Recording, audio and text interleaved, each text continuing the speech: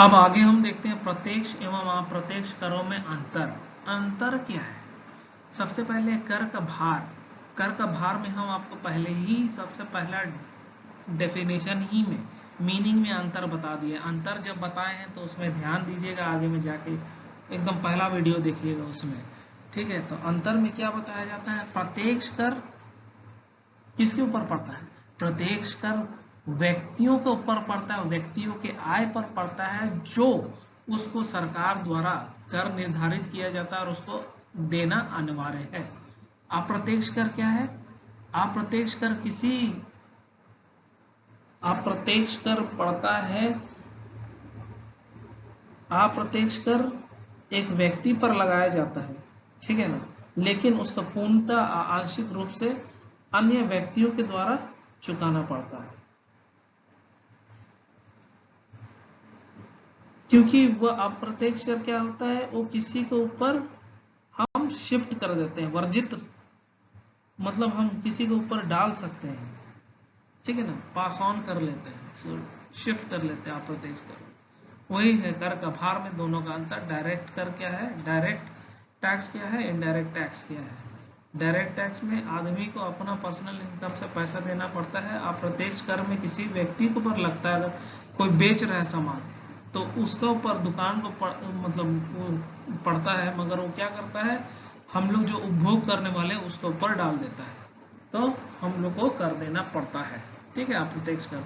कर की बारंबारता, फ्रीक्वेंसी क्या होती है? फ्रीक्वेंसी में बता रहा है कि प्रत्यक्ष कर जो स्थानीय अथवा बार बार उत्पन्न होने वाले अवसर पर लगाया जाता है, ठीक है, और प्रत्यक्ष कर कभी कभी विशेष अवसर पर लगाए जाने वाले कर अप्रत्यक्ष होते हैं। मतलब यहाँ क्या बोल रहा है? प्रत्यक्ष कर जो है वो बार बार उत्पन्न होने वाले अवसर पर लगाया जाता है, और जो अप्रत्यक्ष कर है कभी कभी विशेष अवसर पर लगाया जाता है, ठीक है ना। तो उदाहरण में क्या है?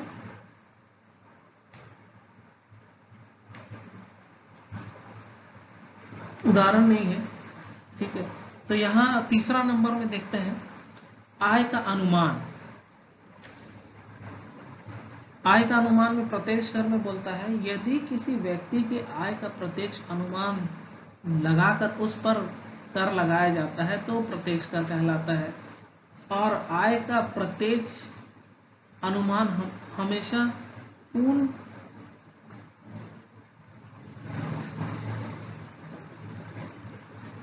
मगर आय का प्रत्यक्ष अनुमान हमेशा पूर्ण नहीं होता है,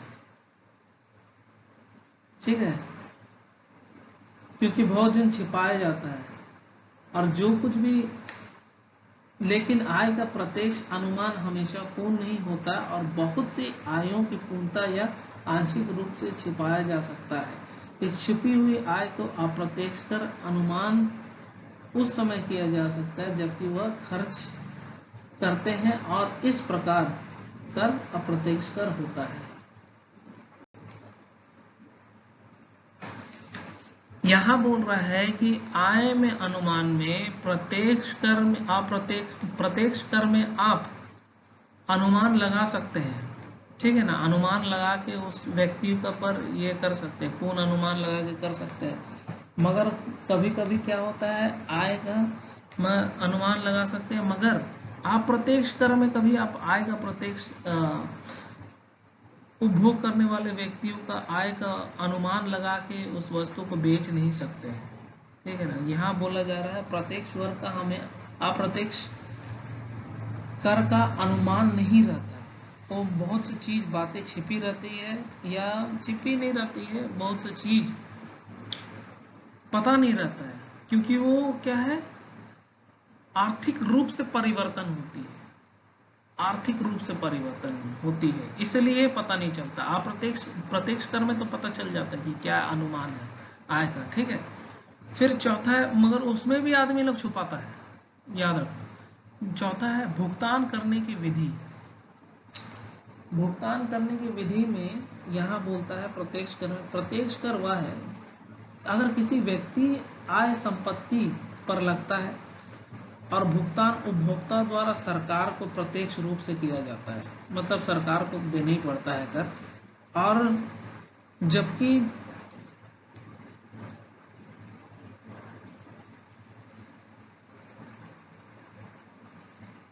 अप्रत्यक्ष कर के अलग अलग वर्ग होते हैं जिसमें लगाया जाता है कर, है ना। व्यक्तियों का जैसे मनोरंजन हो गया, मनोरंजन के वस्तु, मनोरंजन और वस्तुओं के उपभोग के माध्यम से,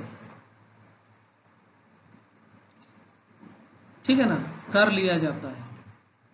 इसमें ये बोला जा रहा है मेथड ऑफ पेमेंट में किस तरह कर लिया जाता है, प्रत्यक्ष कर में और अप्रत्यक्ष कर में। मतलब मेथड क्या होता है, पर्सनल इनकम टैक्स को आयकर विभाग पूरा उसका जो व्यक्ति अपना सर्विस करता है उसका सर्विस रिकॉर्ड या कॉर्पोरेट इंडस्ट्री से पैसा लेना है, टैक्स लेना है, तो पूरा छानबीन करके पूरा एकदम पता लगा कि बोलती है कि आपको सरकार बोलती है इतना कर हो रहा है आपका, इतना कर देना पड़ेगा। अप्रत्यक्ष कर में वही है कि हमें मालूम नहीं होता है, और अप्रत्यक्ष कर जब लेती है सरकार वो तो किसी के द्वारा लेती है, मनोरंजन में वो टैक्स मार देती है, वस्तु को हम जो उपभोग कर रहे हैं उसमें टैक्स मार देती है, जिससे उसका अपना रेवेन्यू कमा दो, मतलब दोनों तरफ से अपना रेवेन्यू निकालती है। फिर क्या है कर निर्धारण। कर निर्धारण में क्या बोलता है कि प्रत्यक्ष कर है, प्रत्यक्ष कर में क्या आय की प्राप्ति पर आधारित है, और अप्रत्यक्ष कर जो व्यय पर लगाया जाता है उसके ऊपर आधारित है।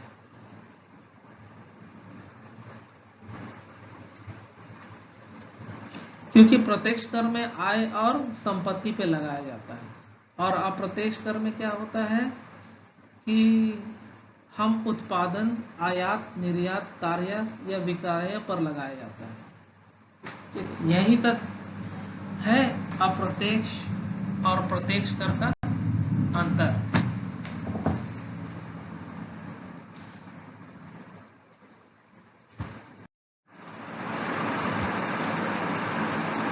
आइए देखते हैं अनुपातिक, प्रगतिशील, प्रतिगामी और ऊर्ध्वगामी, proportional, progressive, regressive and degressive tax. अनुपातिक कर, प्रोपोर्शनल टैक्स, इस टैक्स में जो भी कर दाता है, सरकार के द्वारा जो कर फिक्स्ड किया जाता है एक निश्चित अनुपात में रहता है, मतलब फ्लैट रेट में 10%, मतलब 10%। अगर आपका इनकम 5,000 हुआ तो उसको 10% टैक्स देना है, 10,000 हुआ तो 10% टैक्स देना है, 20,000 हुआ तो उसको 10% टैक्स देना है। मतलब टैक्स दर जो है वो फिक्स्ड है, फ्लैट। तो इसलिए मेरिट में उसका गुण में देखते हैं, सरलता से हिसाब हो जाती है, कोई परेशानी नहीं, धनी हो गरीब हो करदाता को भी परेशानी नहीं होता है, ना उधर किसी को परेशानी होता है। धन का वितरण उन्नियमित रहता है। मतलब यहाँ बोल रहा है अनुपातिक करों में करों से पूर्व और करों के पश्चात धन के वितरण का अनुपात समान रहता है, मतलब समान रहता है, ठीक है ना, समान रहता है। इसलिए वो लोग आराम से, मतलब जो भी टैक्स देना है धनी या गरीब वर्ग को वो आराम से दे सकते हैं, क्योंकि वो परसेंटेज के हिसाब में नियुक्त किया जाता है कि इतना का इतना ही देना है, इसलिए कोई प्रॉब्लम नहीं होता है, ठीक है। आगे देखेंगे हम। आइए हम दोष को देखें। अनुपातिक करों के दोष, डीमेरिट ऑफ प्रोपोर्शनल टैक्स, न्याय के सिद्धांत के विरुद्ध। इसलिए न्याय के सिद्धांत के विरुद्ध है, इसमें बोला जा रहा है, क्योंकि यहां देखा जाए तो हम इस समाज कल्याण के दृष्टिकोण से ठीक नहीं है, ठीक नहीं है।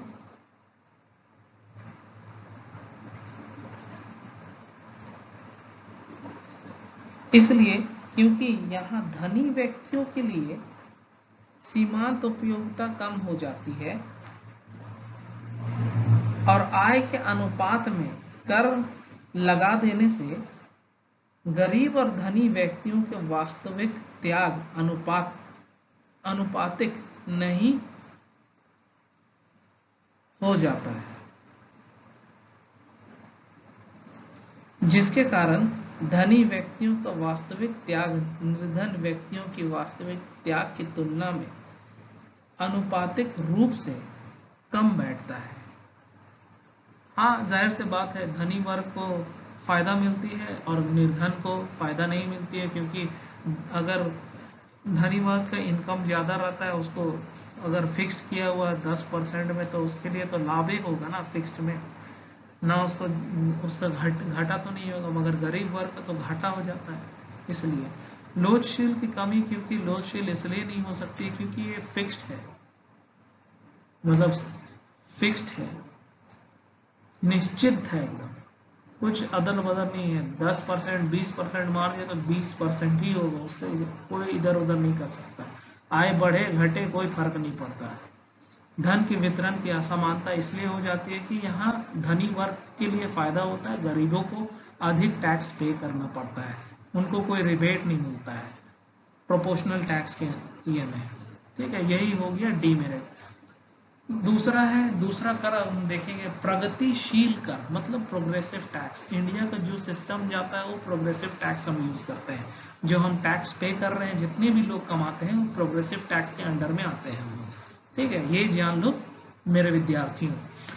तो यहाँ बोल रहा है प्रगतिशील कर क्या है, जिसमें आय में वृद्धि के साथ करों की दर में भी वृद्धि होती है। मतलब तुम्हारा जो आय है, इनकम 10,000 है, तो टैक्स रेट उसमें तुमको 0 देगा, तुमको पे नहीं करना पड़ेगा, तुमको कोई पेमेंट नहीं देना पड़ेगा।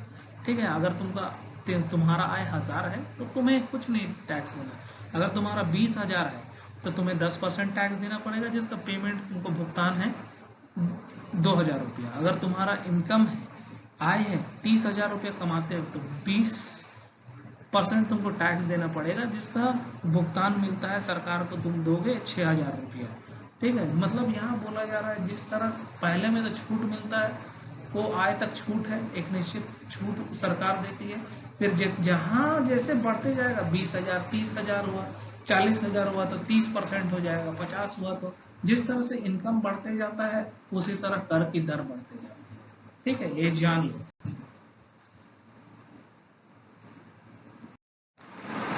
प्रगतिशील कर के हम 3 प्रकार को देखते हैं।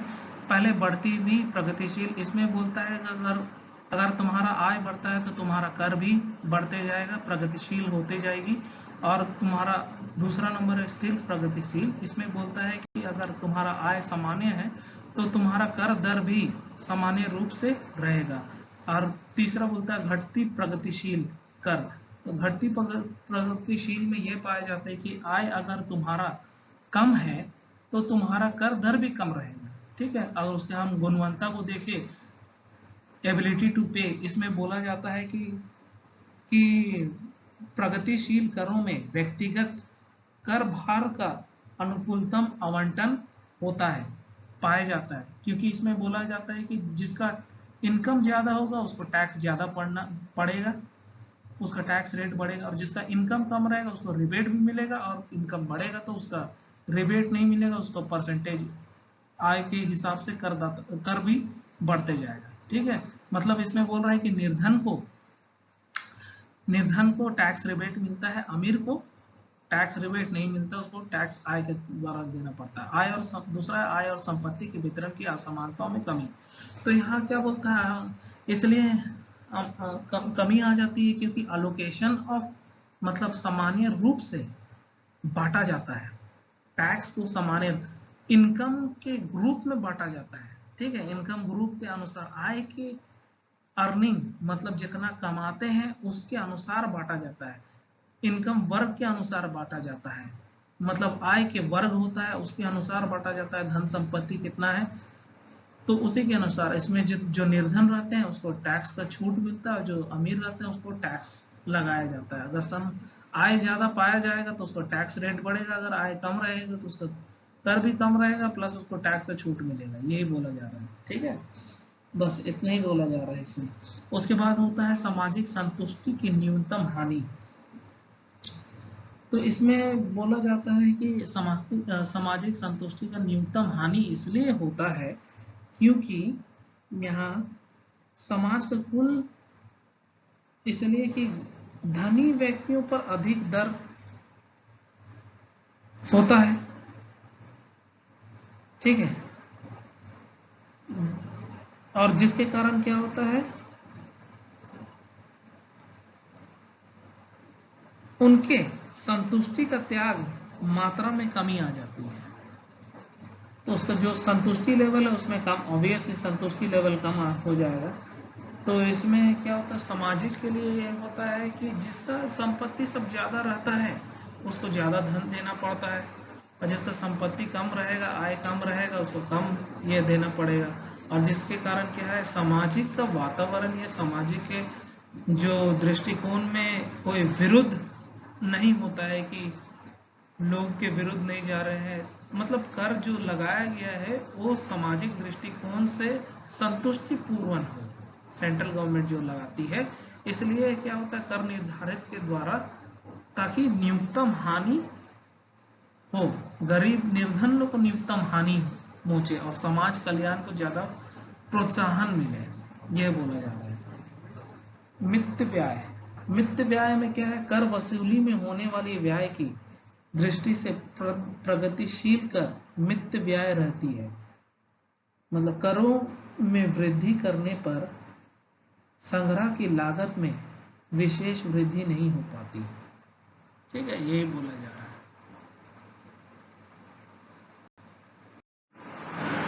दोष में देखते हैं प्रगतिशील कर के दोष में पहला है प्रगतिशील कर। इसमें करोपन में बोला जाता है, करोपन के आधार का सही माप संभव नहीं होता है। मतलब प्रगतिशील कर रोपण के आधार का सही माप संभव नहीं होता है, जिसमें हम ये बोलते हैं कि धनी व्यक्तियों पर जब कर लगता है तो उसका सीमांत उपयोगिता कम हो जाती है, मगर ये मानसिक दशा में काफी हद तक सही हो सकती नहीं, काफी हद तक ये सही नहीं हो सकती, मगर उपयोगिता एक मानसिक स्थिति है जिसे हम सही माप नहीं सकते हैं। तो इसलिए हम ये बोल नहीं सकते हैं कि क्या होगा, उसका कम हुआ कि नहीं हुआ। ठीक है, दूसरा है बचत और उत्पादन में प्रतिकूल प्रभाव, इसलिए बुरा असर पड़ता है क्योंकि हमारे पास बचत नहीं होती है। अगर हमारे पास बचत नहीं होगी तो हम निवेश नहीं करने पाएंगे, निवेश नहीं करने पाएंगे तो हम उत्पादन भी नहीं ठीक से होगा। तीसरा है प्रगतिशील कर के दरों के निर्धारण में कठिनाई। हम ठीक से प्रगतिशील कर क्या है, उतार चढ़ाव होती रहती है, जिसके कारण हम उसके कर दर को ठीक से निर्धारित नहीं कर पाते हैं, और जिसके कारण हमसे सामाजिक रूप से लोगों को हानि उठानी पड़ती है। ठीक है, चौथा है ईमानदारी, मित्त व्यतीत और मेहनती का दंड प्रगतिशील। मतलब ईमानदारी, हम लोग को ईमानदार रहना चाहिए। प्रगतिशील कर यह दोष रहता है कि मतलब ये बोला जा रहा है कि एक दंड के रूप है, दंड है प्रगतिशील कर ईमानदारी और मेहनती लोग के ऊपर। ठीक है ना, एक दंड के रूप में जो लोग इतना मेहनत भी करते हैं, ईमानदार भी रहते हैं, फिर भी वो लोग को क्या देना पड़ता है, हम लोग को टैक्स देना पड़ता है। फिर पांचवा नंबर है कर की चोरी का भावना। मतलब यहाँ तो कर की चोरी होना ही है, वो कर की चोरी की भावना इसलिए आती है क्योंकि असमय मनुष्य की कुछ न कुछ आवश्यकता पड़ जाती है, इसलिए वो लोग कर की कहीं ना कहीं से आवश्यकता अपनी चोरी कर लेते हैं। ये मेरी उदाहरण है, मतलब जरूरत आने पर वो लोग, मतलब करदाता कर चोरी करने का भावना को प्रोत्साहन मिलता है। कुछ वजह होगी तभी ना कर चोरी करते हैं, नहीं वजह होगी तो क्यों कर चोरी करेंगे। ठीक है, कुछ ना कुछ रहेगा, इसलिए वो कर चोरी करते हैं। संचय और पूंजी का निर्माण पर बुरा, इसलिए क्योंकि बचत नहीं होता है, बचत नहीं होते के कारण संचय का प्रभावित अतोहित हो जाता है और पूंजी निर्माण पर बुरा प्रभाव पड़ता है। ठीक है, बचत के कारण पूंजी निर्माण नहीं होती, इसलिए बुरा प्रभाव पड़ता है। बस यहीं तक। तीसरा है प्रतिगामी कर, रिग्रेसिव टैक्स। प्रतिगामी कर प्रगतिशील कर के विपरीत होता है। इसमें आय की वृद्धि के साथ करों की दर में कमी होते जाती है। उदाहरण के लिए यहाँ इनकम दिया हुआ है, टैक्स रेट दिया हुआ है। अगर मान लो तुम्हारा इनकम 10,000 है तो तुम्हारा 10% टैक्स लगेगा, 20,000 है तो तुम्हारा 8% टैक्स लगेगा, 30,000 है तो तुम्हारा 5% टैक्स लगेगा। मगर यहाँ बोल रहा है कि टैक्स अगर तुम्हारा इनकम कम रहेगा तो तुमको ज्यादा टैक्स देना पड़ेगा, अगर तुम्हारा इनकम ज्यादा रहेगा तुमको कम टैक्स देना पड़ेगा। ठीक है, अब उसका गुण में देखते हैं। नशीले और हानिकारक पदार्थ पर रोक। एक दृष्टिकोण से देखा जाएगा तो एक तरह से कर लेना उचित है, क्योंकि निर्धन वर्ग अधिकतर देखते हैं हानिकारक पदार्थ का सेवन करते हैं, जिसके कारण उनकी सेहत में बुरा असर पड़ता है, इसलिए ये कर लगाया जाता है। ठीक है, ताकि उस हानिकारक पदार्थ को रोक लगा सके। आर्थिक स्थिति में सुधार, ये प्रतिगामी स्तर निर्धन वर्ग के लिए स्पेशली लगाया जाता है, क्योंकि वो बुरा वस्तुओं को छोड़ के बचत करनी सीखे और अपने उपयोगी कार्य पे ज्यादा ध्यान दे, और अपना स्वास्थ्य दूसरे ओर सुधार होता है, उनके स्वास्थ्य दूसरे ओर सुधार होता है। अगर उसका अवगुण को देखेंगे तो डीमेरिट को देखेंगे तो पहला है अन्यायपूर्ण। अन्यायपूर्ण में क्या है कि यदि प्रत्यक्ष कर या आवश्यक उपयोगी वस्तु की प्रतिगामी प्रभाव वाली दरों को अपनाया जाता है तो निर्धन वर्ग की दृष्टि से वे कर अन्यायपूर्ण माने जाएंगे, क्योंकि निर्धन को सबसे ज्यादा टैक्स इसमें लगेगा, क्योंकि अगर देखा जाएगा उदाहरण में तो। फिर दूसरा है अनुपादक और अमित्य व्यय। अमित्य व्यय, यहाँ कर के एकत्रित की दृष्टि से अगर हम देखेंगे तो कर अधिक उत्पादक नहीं होते हैं। इसमें बोल रहा है यह कर अधिक उत्पादक नहीं होते हैं, क्योंकि कर संग्रहण की लागत तुलनात्मक रूप से अधिक आती है, जिसके कारण बुरा असर पड़ता है। ठीक है, यही तक।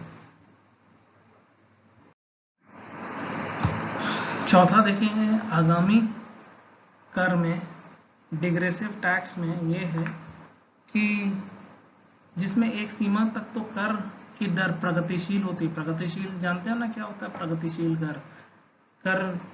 प्रगतिशील में क्या होता है बताओ? प्रगतिशील के कर में क्या होता है? प्रगतिशील में जिस रेट से इनकम बढ़ता है उसी रेट से तुम्हारा टैक्स भी बढ़ता है, टैक्स रेट कर दर भी बढ़ता है, और उसके पश्चात अनुपातिक हो जाती है। अनुपातिक हो जाती है मतलब फिर फिक्स्ड रेट में बढ़ती है, फ्लैट रेट में। तो ये कौन सा ये में ये ज्यादातर हम देखते हैं किसी का पर्सनल प्रॉपर्टी हो, जमीन हो, है ना, एक व्यक्ति की संपत्ति पर लगाया जाता है। ठीक है, संपत्ति पर ज्यादातर लगाया जाता है और इनकम बेस पर आय के ऊपर लगाया जाता है। जैसे यहाँ बोला जा रहा है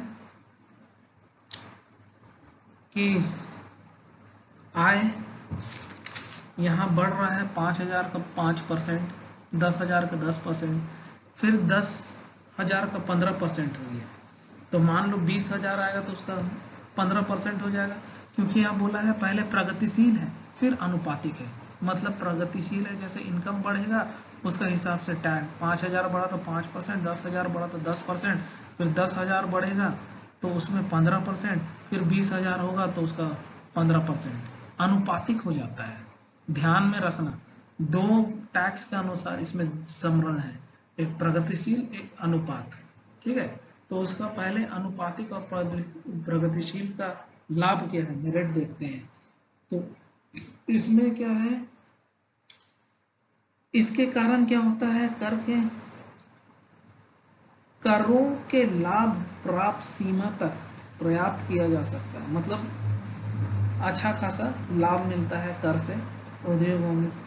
फिर धनी वर्ग पर कम प्रभाव पड़ता है। दूसरा है धनी वर्ग पर कम प्रभाव पड़ता है, जिसके क्या होगा, पूंजी निर्माण,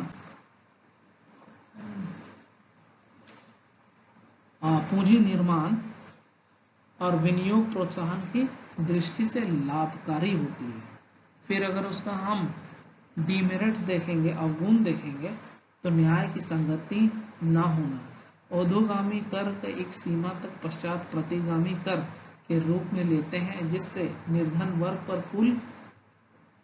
वर्ग पर ज्यादा भार पड़ता है। ठीक है।